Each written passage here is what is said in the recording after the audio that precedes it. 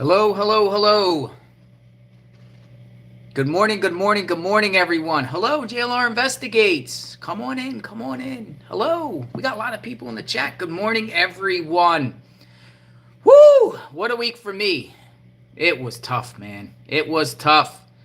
Great to be back. Great to be able to be with all of you. JLR Army is stronger than ever. Man, I was hurting. I was hurting, folks.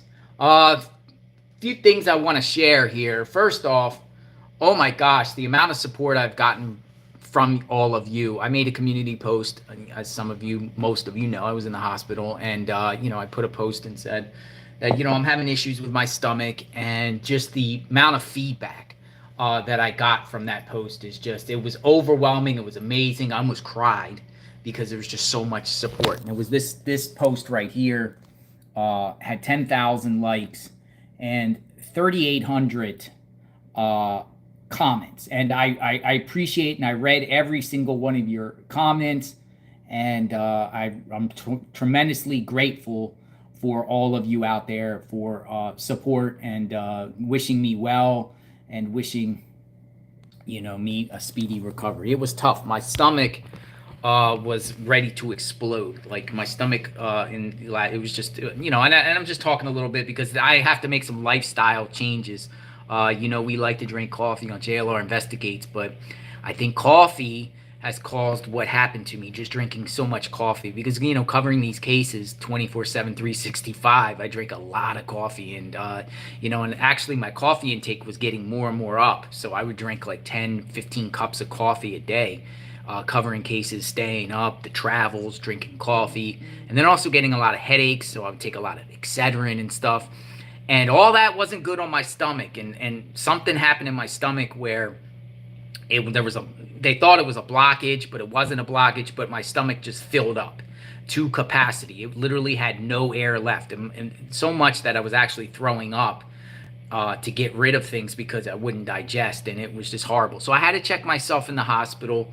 And they immediately intaked me, and then I went through horrible situation. I actually got tubes down my throat, an NG tube down my throat, and it was a very, very horrible experience. They had to pump my stomach.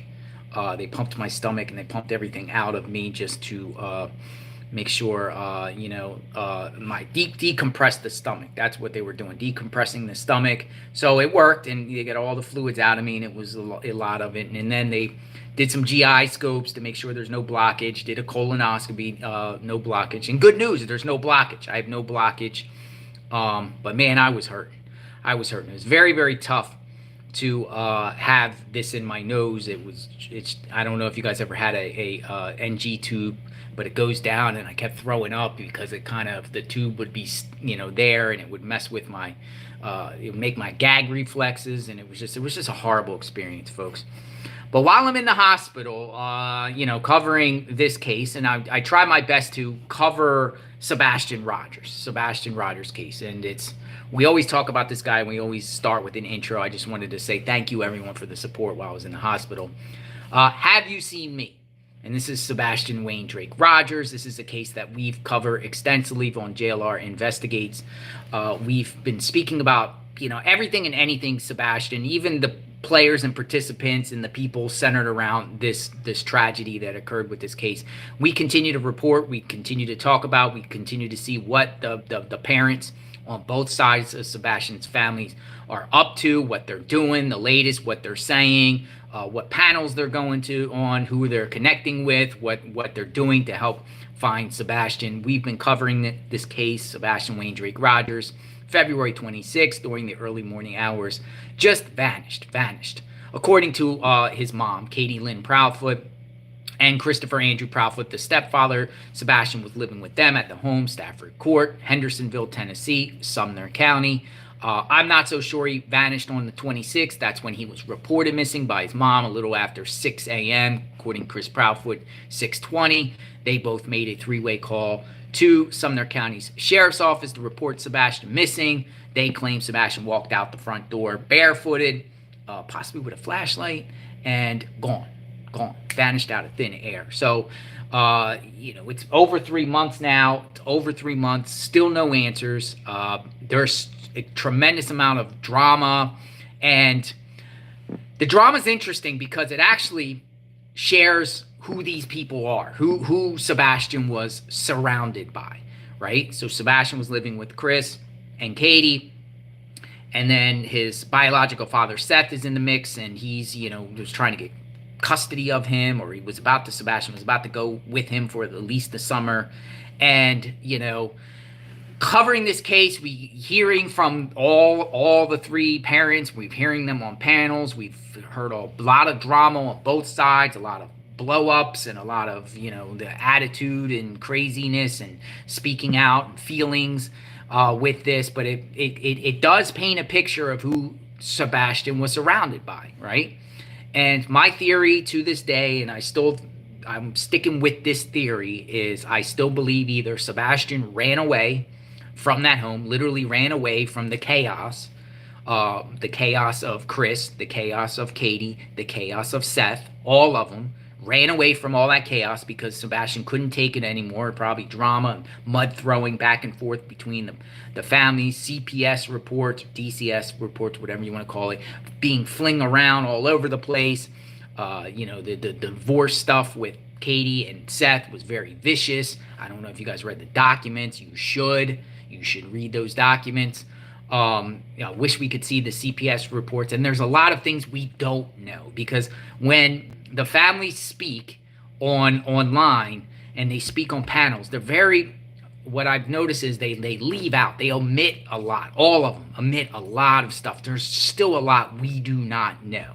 We do not know about this case. There's still a lot. So we only can go by what the perception of what they want us to know, or, I don't know what to think anymore, because what I do think is that none of them, I think most of them, all of them, basically failed Sebastian. I'll be real. I really do. Based off the behaviors that I've been hearing and seeing and firsthand, and other people coming forward saying things, and, all three of them, I think all three of them failed Sebastian.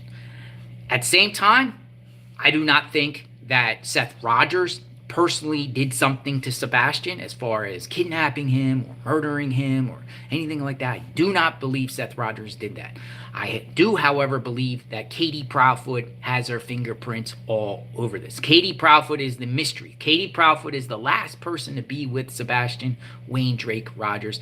Katie Proudfoot knows. She knows what's really going on. And Chris Proudfoot, he's Chris Proudfoot. He's a very arrogant man. He disciplinary type of guy. He seems like he did not like or love Sebastian whatsoever. Chris is Chris. Chris is speaking mostly on behalf of Katie on these panels. Katie is kind of just shh, but Katie's not saying anything, so we just don't know. We just don't know. But I just think it's either Katie did something with Sebastian, Chris is covering for Katie, or Sebastian ran away. That's my theory, subject to change. You guys have your own theories on this. But I do not think that anyone here, out of those three, any of them protected Sebastian at all. And I think all three of knowing that what I know now, and knowing and sitting back and the limited information that's provided so far, my analysis of this is all three of them have failed Sebastian. All three of them. Let's talk, because while I was in the hospital, folks, I tweet out things, and I doing my best while I'm sitting there on my hospital bed, trying to bring awareness to Sebastian the best I can. A lot of times I'm on YouTube sharing things that couldn't go on YouTube on in a hospital bed, because the nurses are coming out. And shout out to Trinity Hospital in Pasco County, Trinity Hospital on 54. Those all of them, from the staff. Some of them are watching JLR Investigates now. Some of them are watching the YouTube channel now. The staff, the nurses, the people that do the blood work, and everybody there, they're all professional. It's a great place if you're sick. They will help you, and they will rule everything out. They did a phenomenal job at Trinity Hospital. Much respect to the doctors there. Much respect to all of them. Also want to give out a shout out to Magnolia, because Magnolia was there at my side, and I am grateful for that. Grateful for Magnolia to be there, staying there and sleeping next to me in a chair to make sure I'm okay. So, shout out to Magnolia. All right. So while I was in the hospital bed, I almost choked up there. Almost choked up. Plus, my family came and visited me. So, shout out to the people that really care, because the people that really care motivate me, and it's inspiring, and it's something to live for. So I'm glad I don't have any cancer. I'm glad I don't have any diseases or anything like that. This is it's actually called this is the word. This is what I got. This is what I got. They came up with this. This is what I got. Something like this. I can't even say the word right. It's a digestive inflammation, which caused, everything not to digest. That's the diagnosis. It's very treatable. I just have to eat better, stay away from the coffee, like in excess, and eat a lot of fiber. And but man, I was just like, man, there's so much good stuff happening in my life. And why, I was thinking, oh man, I was thinking the worst. I was thinking, man, I'm not going to be around. And I was like very worried, I was like, there's so much stuff going on good in my life. And for this to happen, I thought it was a huge setback. So, but this was just a bump in the road. And it's just also a reminder that there's people out there that care for me. So it pushes me to be better, and pushes me to be grateful and appreciative of everything out there, and do not take life for granted. Do not take life for granted at all. So, my stomach is still a little inflamed, but Pepsid and things like that. So I'll be good. Back at it. I got a lot of things we're going to keep talking about. We're going to keep covering this case, the Micah Miller case. It's so wild too, because we were on ready to go to California. Me and Magnolia were ready to go to California.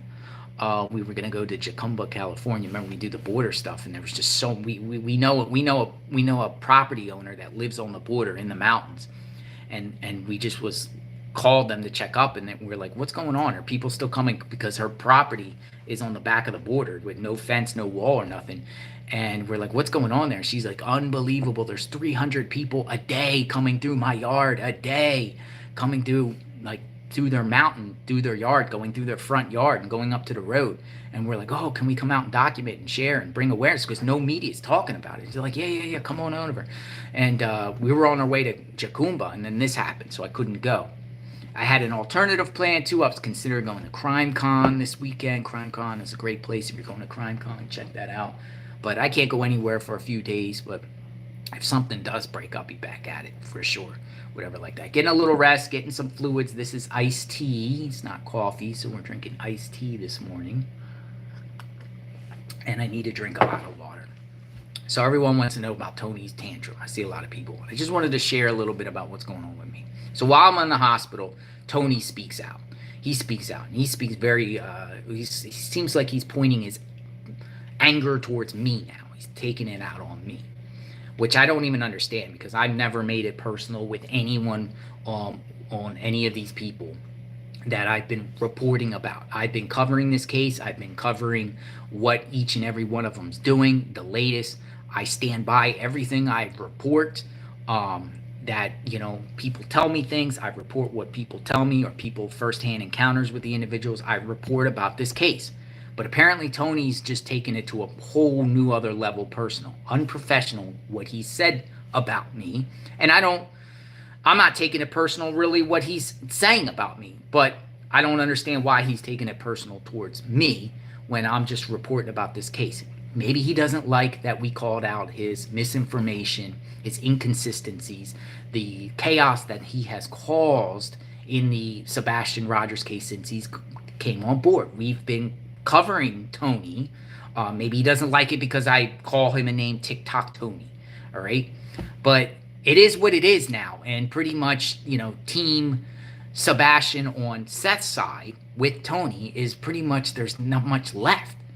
Everybody that genuinely cared are gone from there. They don't have anybody left, and maybe they feel like I'm the cause of it or something like that for bringing out and pointing out the things they've said. But they've said some serious. They've done some serious damage to this case about the misinformation, so much that the sheriff's office has called their stuff complete garbage. What they were putting out, wild misinformation. They're talking about a Amber Alert, about an abduction and an unknown car. That was debunked. That was frivolous. That wasn't even true. Tony put that out. Then he used a guy named Stephen Crabtree, and used this guy. And now I heard I've talked to Stephen Crabtree's team behind the scenes, and I think generally he's a good dude. I think his intentions are good. I have no ill will towards Stephen Crabtree at all. I have no ill will towards any of them. But we put out what, Crabtree said. Crabtree says he's not dealing with Seth or Team Seth and Team Tony ever again. He's Team Sebastian, just like all of us are Team Sebastian. Some of you might be team people, whatever. Like, I'm Team Sebastian. But he used this guy Crabtree. Tony used this guy Crabtree to misinterpret his words or try to say there was surveillance of Sebastian on the 26th. That's not true. Tony's put out information that Sebastian was texting Katie's mom the night before he went missing, and he says he has the evidence. That's not true. That, I don't know what type of evidence he has, but the authorities say it's nonsense. It's garbage. It's complete garbage.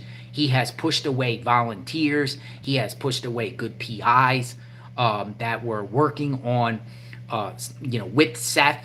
He's pushed everybody away, and now he's coming at me, and I don't understand it. I don't understand it. But this is what he said the other day on his panel. And while he's saying these things about me, while he's thinking, and he called me an S-bag. While he's saying these things about me, he's using Sebastian's face. He's on TikTok, and we call him TikTok Tony. And we call him TikTok Tony. For some reason, he likes to hang out on TikTok with a bunch of girls, and he does these lives that really don't last, because once you go live on TikTok, you either have to screen record it, because once the TikTok live is gone, what you say is gone. It's gone. So he's on TikTok. He's under an account called Team Sebastian, and while he's using Sebastian's face, he's saying some things about me. I just want to share. Again, I don't necessarily take this personal. I just don't understand why he's saying all these things about me.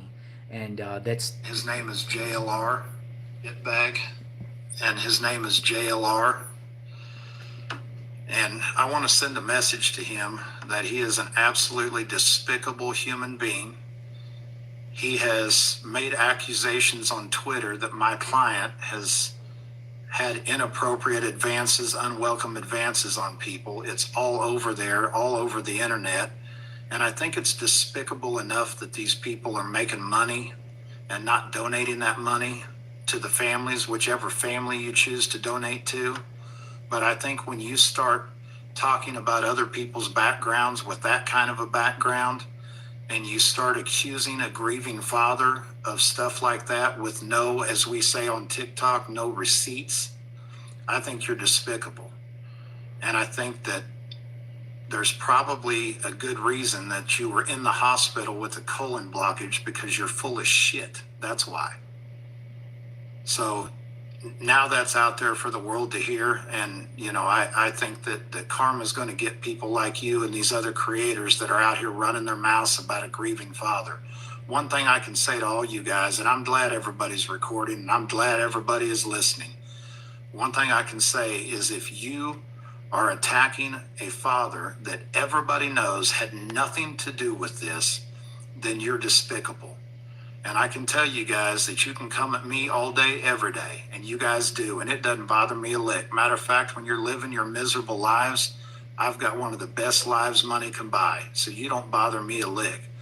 But you all keep coming at my client with this bullshit, and I've got a stack of papers on all of you guys. If you want to play games, if you want to attack a grieving father, then cowboy up. I'm ready. Let's do it. Wow. Wow. I heard that and people were like, JLR, what in the world? So he must have been triggered or mad about this tweet that I made. And I made a tweet while I was in the hospital. And I said this. I'm told Seth Rogers has major problems with women. Abusive, controlling, harassing, obsessing behavior, unwanted advances. Many women that have worked closely with him during the Sebastian Rogers case have come forward about him. So it seems like Tony says I don't have receipts. And it says Tony thinks that I'm just blowing smoke. And why would I say this? Why would I say this? Well, I can tell you, I know 2 people that will come on the record. 2 people. I know 4. I know 4 females. 4 females. And there's probably more. I know 4 that claim during the searches of Sebastian, Seth would be more interested in getting into some of these females' pants than finding his own son, Sebastian. He would hit up on these females. And I know 2 that would come on the record. Now, I don't want to go that route. I really don't want to go that route because it's like people are like, well, it's not necessary. And what does that do? But for Tony to say that that's a lie, he better check himself. He better check himself because I do have receipts. And I have people that will come on the record, 2. And I know 4. I know 4 females. Okay? Now, in fairness, Seth is a single guy. Seth lives alone. Seth, probably most likely never got attention like this ever in his life because of Sebastian. Chicks hitting him up, chicks sending him messages. Seth feels like, that's my opinion. So maybe, he's trying to find a love life, maybe. But there is people out there that were helping to find Sebastian, and Seth would make unwanted sexual advances towards. That is a fact. 2 will come on the record. And we'll hold it. We'll leave it at that. 2 will come on the record. But Tony doesn't like that. And then also Tony said he wants all of us creators to donate money. We have to donate money to the parents. I don't understand that. Why do we have to donate? Why do content creators? What about the news that Tony goes on? What are these news networks that are making millions of dollars? Should they donate too? To the Seth? Is Tony a little bit mad that Seth's not making money anymore? Also, I saw a little blackmail in that conversation there. Like he's like almost like kind of like what Trev Time was saying. Remember Tony was like Trev was saying that Tony was threatening to blackmail him about things about Chloe, more or less. He seems like he has a file on me or other people. Like he has things on me, so we better not say anything. Dude, I'm an open book. Literally, there's a book out there. This is my book. I'm an open book. It's an autobiography on my life. All the way up to was written in 2017. I'm an open book. I don't think you have a file on me that can be shocking and devastating and career-ending on me. I'm an open book. I've made a lot of mistakes in my life. The last 5 years of my life have been the most successful part of my life because I chose to make better choices, be responsible, have empathy for others, work hard for victims, take my career seriously, live a responsible life by not being in debt, not doing drugs, not drinking, paying my bills, have God in my life, obey all the traffic laws the best I can, obey all laws, be kind, the best I can. I'm kind. You never hear me have any meltdowns on anyone. But I am an open book. You can get this on Amazon, by the way. Book sales are a little bit down, whatever. Like, this was just a project, but it's just an autobiography. It shows my upbringing and the chapters and phases of my life. But I'm an open book, so I don't think there's no secret there, Mr. Tony. Again, I don't take it personal that Tony would do this, but it just shows the continuous drama that they are causing. They are causing. There's still a lot of information we don't know. Did you guys ever see the part where they were saying they were going to release CPS records on Chris, and they were Tony was going on TikTok and he said, we're going to go on Pascal and we're going to release CPS records, and everyone went on Pascal's channel. He had like 12,000 people in his chat, and then they say we're not going to release it, whatever like that. Like, let everybody up to these dun dun duns. We got some stuff. But tell me, what has Tony done for this case at all except push everybody away? Gone. Like, everybody is gone from this case. Like, Trev time. He's a volunteer. I like that guy. The people around him are good people. They were there for Seth at the beginning. I was there for Seth at the beginning. I was there. I never even shared with you my stories of how I got connected with Seth. But I did put that out in the chat yesterday. And I don't like what was done to, and I didn't really take that personal either. It just showed how Seth was. But I don't like how me and Magnolia were done by Seth and his mom. We were done dirty. We were done dirty too. Just like the other stories, how you're hearing from other people that were done dirty. T-Rev, who is not Trev Time and T-Rev are two separate people. He's coming, he met Seth and he's coming out with stuff. And T-Rev, I stand with T-Rev. I do stand with T-Rev. T-Rev is my guy, man. And I believe him when he says these things. But when you have people that are coming out with first encounters and firsthand knowledge of the situation, and people keep saying this and then this, what does that tell you?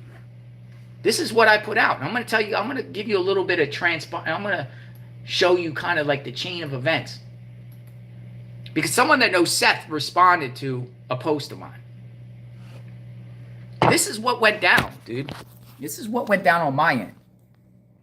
I put this out there in our, one more shout out. I shouted out the hospital staff. I shout out you guys. I shouted out Magnolia. I shout out my family.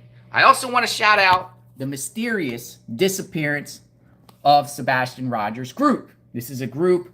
We are the biggest Sebastian Rogers group, 37,000, almost 38,000 members. But my admin in there and the group in there, shout out to Ellie and my whole admin team and just everyone in the group in there that were supporting me too. So shout out to them too. They're good people. They're good people in that group too, man. They're good people. So shout out to all of them too. So that's more shout outs. But I made a post. And because Tony said these things about me, like I'm despicable. But I'm thinking, like, what have I done wrong? Like, what have I done wrong in this case? Like, I was the first person up there literally searching with Seth. And Seth called me and asked me to search. Now, one thing I respect about Seth is, very first thing he said to me is, I don't care about your background or who you are or whatever like that. Will you help me? So I appreciate that. I appreciated that. And I went and helped. But this is what I said. This is what I said. And I mean this, right? I said, good people were there at the beginning. Many got pushed away, tossed aside, and treated horribly, including myself.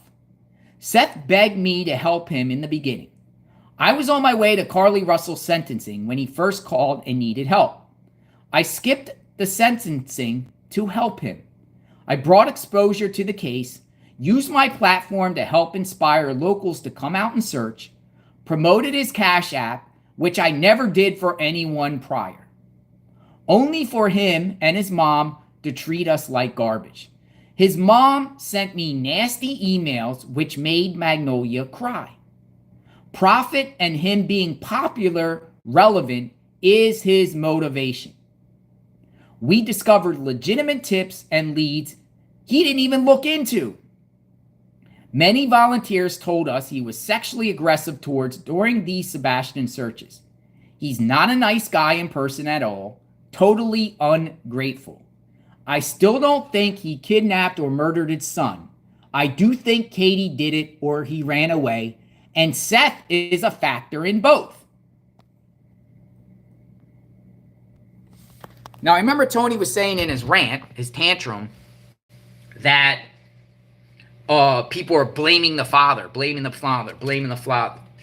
Well, again, my stance on this is I do not believe that Seth did anything to kidnap or that type of harm to Sebastian on the 25th or the 26th. I do not think Seth did that. However, I do think Seth is a factor in what had led up to Sebastian vanishing. There's a lot of things we don't know about CPS reports. There's a lot of things Seth's not telling us. He tells us he has a lawyer, but he won't tell us much about a lawyer. Oh, by the way, and another thing Tony's doing by sabotaging this case is openly trashing law enforcement. They're openly, and he got Seth now to just basically call out Sumner County sheriffs and saying that the Sumner County sheriffs got to put their egos aside and give this to more professional people like the FBI, whatever like that. Or what in the world? Why would you even do that? Why would you publicly bash the law enforcement like that? But I do think Sebastian, when he went vanished, Seth has a definite role in this. So does Chris and Katie. Katie, I think, did the most unthinkable. But what is Tony's problem? And why is Seth aligning with this guy? Where Seth had genuine people that wanted to help and make a difference and use their platforms. Seth literally stood there and did not call out Cajun Navy when Cajun Navy was calling the cops on people that were there just to film what's going on. Like, I never got anything from Seth like anything about the Cajun Navy doing what they did to me. Literally, I had my car surrounded by 20 officers because Cajun Navy didn't want me to film their searches. Robin Rogers is saying that no one can film searches. No one can wear GoPros. That's Seth's mom. Now, they say that they're going to start doing some searches in the next couple of days. We'll see if they get live streamed or not. Because remember, no live streaming. No sharing what's going on. But what really is going on?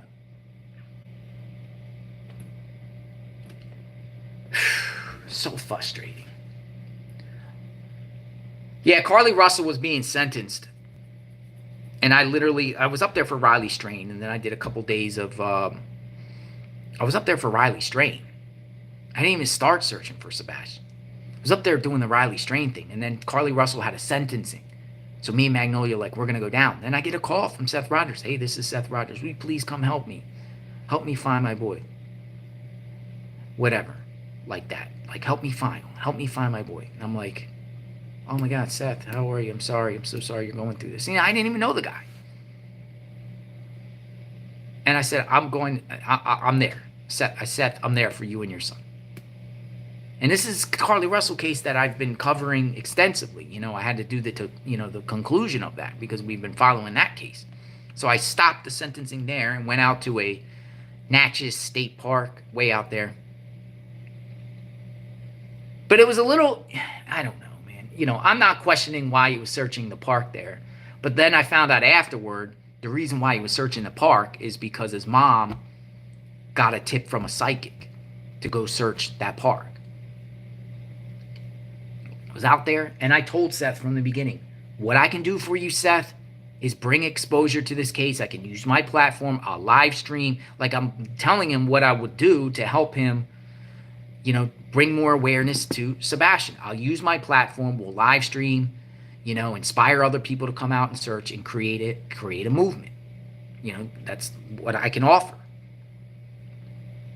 And document what's going on. And it was, I think there was huge momentum in those first couple weeks. Volunteers started coming out. Community members started coming out. Other content creators started putting Sebastian's name out there. And then Seth chose different paths. Now, again, he can do he has a right to do what he wants to do. I mean, it's him making the choices. He has that right. But these have been poor decisions. Just, it's almost like it's horrible decisions that Seth has been making with this case. But he tells all of us to stop the drama, but they've put out some significant stuff. I mean, Seth has called out the Proudfoots, said they did something. Seth pretty much thinks that Katie gave Sebastian too much medication. Seth's mom sitting around saying that the Proudfoots Chris was just taking down pictures of Sebastian.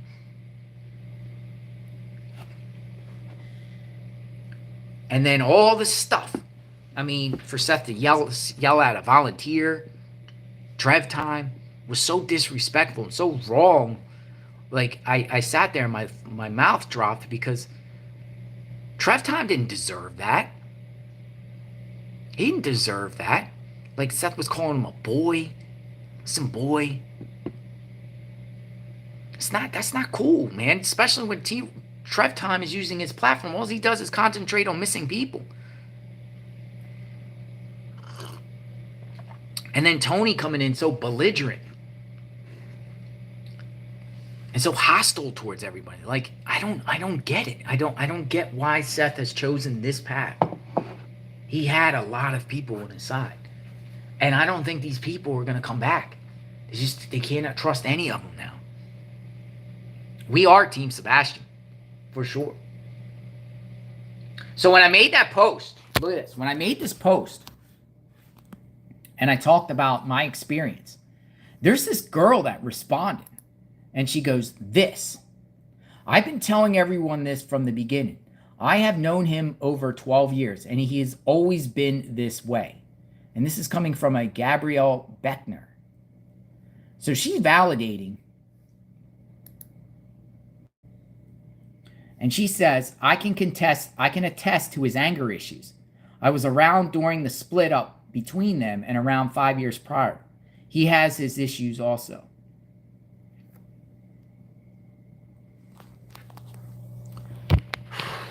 Now we're hearing about a gun. Now the gun thing's very concerning.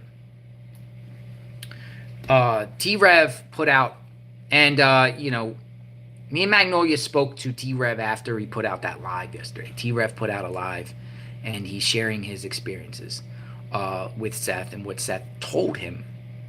And T-Rev made a serious claim here. And T-Rev says it's true.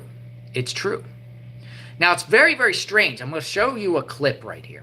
I'm going to play you a clip that T-Rev on his live yesterday. Let me get it up here on my Telegram. He played a clip. He shared a clip. And I'm going to share a clip of T-Rev. And T-Rev's talking about a gun purchase. And T-Rev is claiming that when T-Rev was in another state, I'm assuming Indiana, that Seth contacted him and wanted T-Rev to buy a gun for him.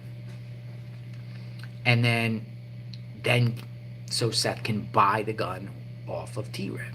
or give it to him, buy him. But Seth wanted T-Rev to get a gun. I've been quiet about it for a while now, but I don't think that I can be quiet about it no more. Some of you may know because I've spoke about it, but I didn't want to think it, but I do. All right, here we go. So let's start. Where do I start? So I talked to Seth. I'm on the phone with Seth one day, and he pulls up, or he tells me about this gun, a staccato gun that he wanted me to buy, and he told me that he'd give me cash for it if I bought it for him. And I don't give a shit. I think it's a red flag. Why would you ask me to buy you a staccato gun that takes 45 ammunition and 9mm in the clip? Why would you ask me to buy that for you, knowing that that's a felony, and that when you give me cash for that, that's a felony? I want to know why you asked me that a couple weeks ago, personally. I'd love to know why you... This was before I came here, by the way. And we were on the phone talking, and he asked me, again, about a staccato 2012 handgun. It was $2,000. I was looking at it like, But it caught me off guard. It caught me off guard because, why would you want me to purchase you a handgun and bring it to here when I come to Tennessee and you buy it with cash? A $2,000, again, 2012 staccato. I swear on everything I love in my whole entire life, I would not even bullshit or make anything like that up. That's serious shit. But when you asked me to buy that, I looked up this gun. We were on the phone talking about it. I was like, yeah, that's a crazy looking gun and blah, blah, blah. But after sitting and pondering on it, day after day after day after day after day after day after day. What in the world's going on there? Why would Seth ask T-Rev for a gun? You know that's illegal. And when he said that, I immediately looked up the word straw purchase. Straw purchase. A straw purchase is when someone buys a gun for someone else who is prohibited by law from owning one or who doesn't want their name associated with the purchase. It's a federal crime that can result in up to 15 years in prison and a $250,000 fine.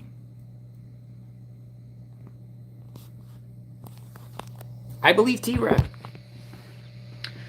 One thing I find very strange, and Magnolia will also attest to this, when we were out there and we met Seth, in the back of Seth's pickup truck, he had guns. And just out of the blue, when we were there, one of those days when we were searching for Sebastian, Seth goes, come here, I want to show you something. And just out of the blue, he opens up the back door of his truck, and he pulls out a gun. It's one, I don't know if it was an automatic gun, it was a long gun, whatever like that. And he's like, hey, check these out. And I think he had two of them. But I remember pulling out one. He's like, check this out, whatever. Check these out, or I don't know. Maybe one, two, I don't know. He had a gun. And then me and Magnolia's like, no, we don't like guns. We don't like. I'm not a gun guy. I'm not a gun guy. And he was like, it was kind of like pointing. I'm like, oh, no, don't point it towards us, whatever like that. But I was always curious on why he would show us he had a gun. So when T-Rev says this, and I believe T-Rev, it makes me wonder, well, Seth already has a gun. He showed us a gun, unless it wasn't his gun or he got those guns taken away. Is there something we don't know about? And this goes with a lot of the information that we're not hearing. Like we're not hearing all the stories. Like my sources, now everybody wants curious about Seth and him not working.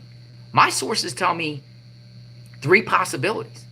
He either quit, he got suspended, or he got fired. That's why he's not working at his job anymore. And I can't really narrow it down. Suspended, quit, fired. But he's not telling us none of this. Now, if he got suspended, it makes it interesting. Because, there's a lot of things we're not knowing behind the scenes. We know that law enforcement is not cooperating, according to them, with Seth.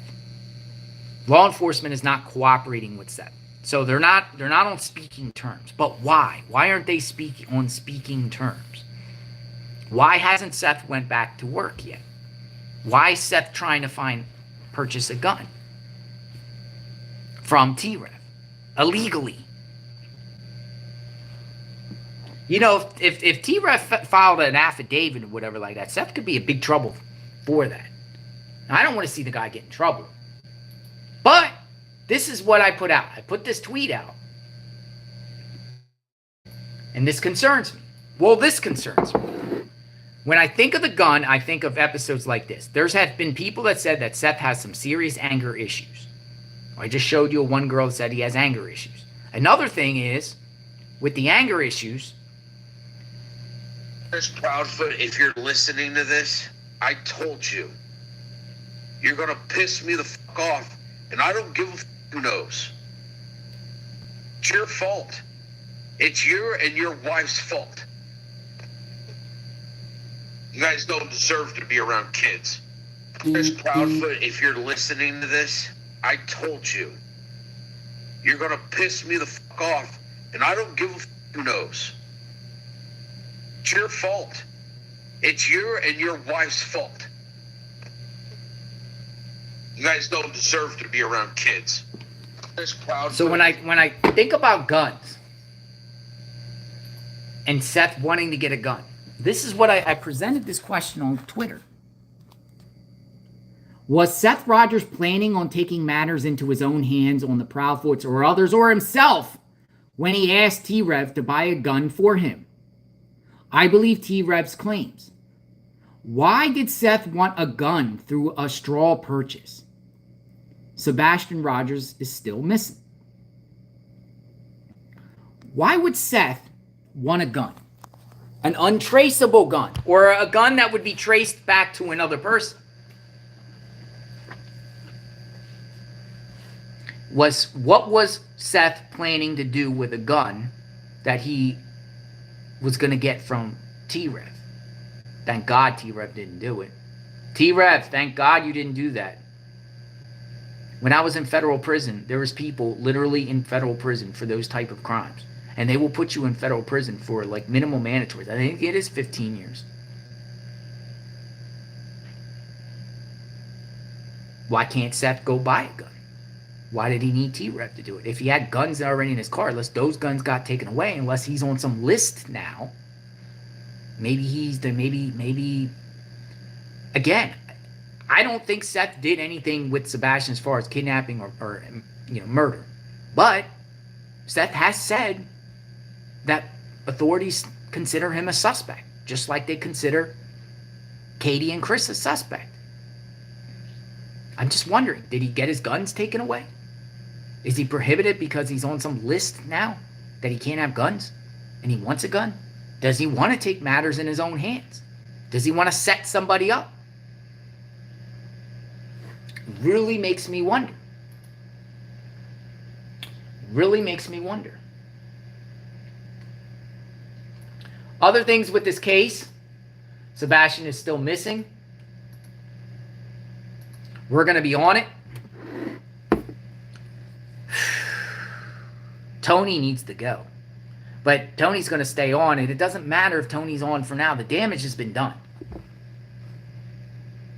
The damage has been done. Everyone's true colors have come out. All while this young boy still remains missing. We've heard the Proudfoots. We've heard Tony. We've heard Seth. I personally had my dealings with Seth. Never had any dealings with Proudfoots. Though we know who Chris is. What's your thoughts? But I'm not going to make it personal with Tony. I'm not, I could say, oh yeah, I have a file on Tony too. I know a bunch of things on Tony too. It's just weird that he's just so, like, he says, I'm an S-bag and I'm despicable.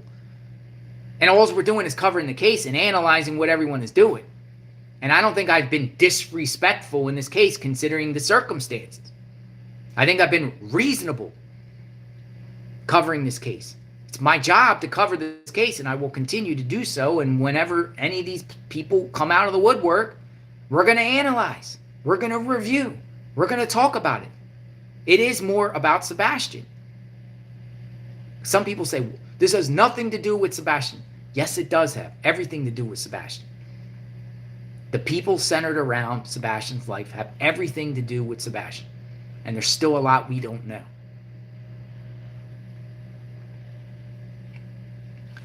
Good morning, everyone. So keep Sebastian's name out there. If you have any credible information, contact TBI, 1-800-TBI-FIND. I remember their phone number from Summer Wells' case. 1-800-TBI-FIND of the Sumner County's Sheriff's Office. Sebastian, don't... And kudos to those independent volunteer searchers that are out there. And one of Seth's former PI, she's out there. Kudos to them, man. Kudos to the independent volunteers that, separating themselves from the drama and the families and just out there trekking through different terrain, getting permission from property owners, and just going over the areas looking for this young man. Kudos to all of them for doing that, and continue to do so. One thing some people have pointed out is if Sebastian's out there in the woods somewhere close to the home, which I feel that's a possibility, a strong possibility, somewhere between Texas Roadhouse, Gallatin, Proudfoot home, Stafford, Shackle Island, somewhere in that area, when he went missing, a lot of trees up, a lot of greenery, whatever like that, it might take him being found in the fall, when all the leaves fall, and all the trees, and all the winter, and it might take just someone out there, a hunter, a hiker, just a property owner, just, stumbling across Sebastian. But keep Sebastian's name out there. I see a lot of Sebastian. We are Sebastian's army. I don't think Tony is Sebastian's army at all. And I think it's disgusting and shameful that he would use Sebastian's image to put out purposely misinformation, lies, untruths, drama, division, hate. I think it's shameful and disgusting that he would do that under the face of Sebastian. Why is Tony even around? He's a crane guy. He's a crane guy from Oklahoma that, according to him, has a full-time job, and he's doing this after he's done his work. Tony is team money. Well, it seems like he's a little bit irritated at content creators for some reason. Is he feeling like we're making money? We don't make a lot of money doing this. I don't. I do this for a passion. You guys know that. I work for a passion. I just want to help him make a difference. When I was at the crossroads and I was at rock bottom years ago, and said, I just want to be better. And and I've had my bumps. I'm a fallible human being, but my intent is to help the best I can, bring awareness, call out evil, call balls, call strikes. It's what we do when JLR investigates. We won't stop. All right. Thanks for watching, everyone. Thank you for the support. Have a great morning. Micah Miller stuff coming up soon. Stay tuned for that. We got some other cases we are talking about. We are Sebastian's Army. Thank you, everyone, for the comments. I see a lot of people. I'll go back and review your comments. You guys are wonderful, and it's good to be back with all of you.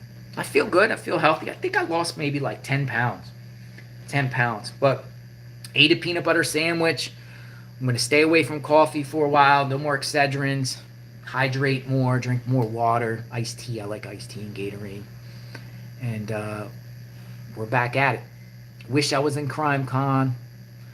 Anyone that's at Crime Con, have a great time at Crime Con. I was there last year. It was a pretty good experience, whatever like that. There's always cases that are breaking, so we're on it.